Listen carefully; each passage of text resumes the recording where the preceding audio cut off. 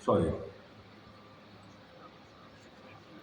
India's global rise from projection to reality, emerging as a powerhouse in economy, technology and innovation, transitioning from top arms importer to the top three defense exporter by 2047, Make in India and defense indigenization fueling global strategic strength. Tier 2 and Tier 3 cities are coding, exporting and innovating, which I'll show you later. FDI and startups, increasingly we had FluxGen, which is no more a startup, they've really grown in the last presentation. Increasingly target smaller cities and retail contribution. Tier 2, Tier 3 cities have a US dollar contribution of 195 billion against the top 8 metros, which have a contribution of US dollar 205 billion. So this gap is narrowing rapidly as Bharat is now going to power India. Some examples. We have small cities, big dreams. Coimbatore, manufacturing hub for 40% of India's motors and pumps. Information technology among the 20 global outsourcing centers. Jaipur district GDP up from US dollar 15.8 billion in 2021 to US dollar 27 billion in 2025. 4, 3, 5, 6 plus startups creating 40,000 jobs only from the city of Jaipur. So look at Surat, the GDP of 72 billion is aiming to reach 1.3 trillion USD by 2047.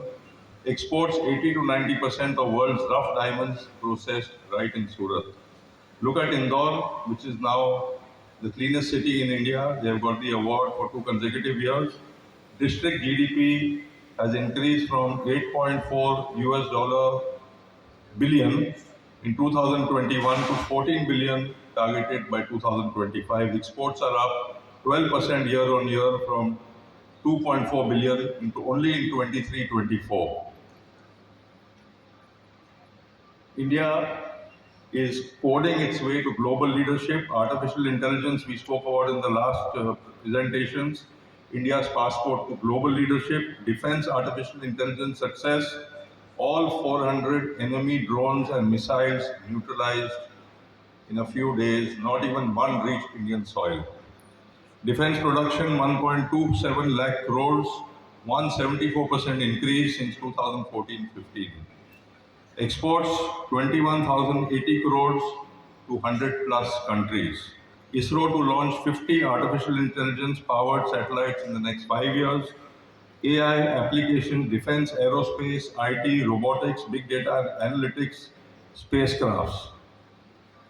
Look at India coding to crops, artificial intelligence in agriculture,